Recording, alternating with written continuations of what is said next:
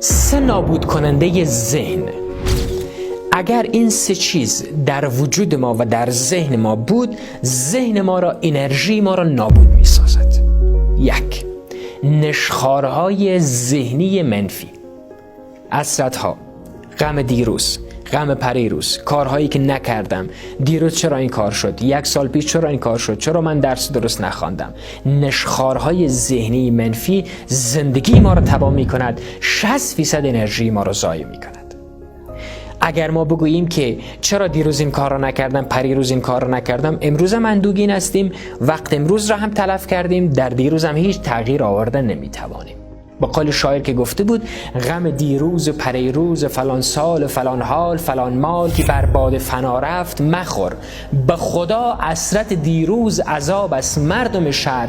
بهوشید هرچه دارید و ندارید، بپوشید، بخندید، برقصید که امشب سر هر کوچه خدا هست. روی دیوار دل خیش بنویسید که خدا هست. نه 1 بار، نه 10 بار، که 100 بار به ایمان و تواضع بنویسید که خدا هست و خدا هست و خدا هست.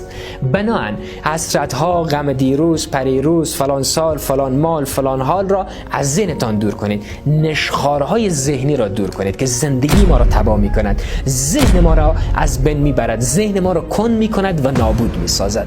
بناهن نشخوار ذهنی نکنید، جایش را به کار روزمره با برنامه تبدیل بکنید. 2.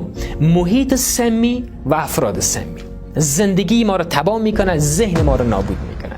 چون هر لحظه ما به این فکر هستیم خب چرا این فرد این گونه رفتار کرد، چرا اون فرد اون گونه رفتار کرد، چرا این گونه میشود، چرا آن گونه میشود، چرا احمد این گونه است، چرا محمود اون گونه است. ذهن ما را این تشویشات امروز و محیط نابسامان امروز ضایع میکند. ما دیگر برای رشد خود، برای آینده خود، برای درس خواندن خود، برای مطالعات خود وقت نداریم، چون انرژی ما را چیزهای منفی محیطی ما نابود میکند و از بین میبرد. کوشش کنید که اگر قابل اصلاح است اصلاح بکنید و اگر نیست بپذیرید. شرایطی است که آمده است، پس بپذیرید تا ذهنتان سالم و درست رشد بکند.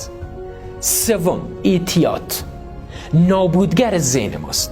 از سیگارت شروع شود دوستان تا بالاترین آن، همه نابودگرهای ذهنی ما هستند.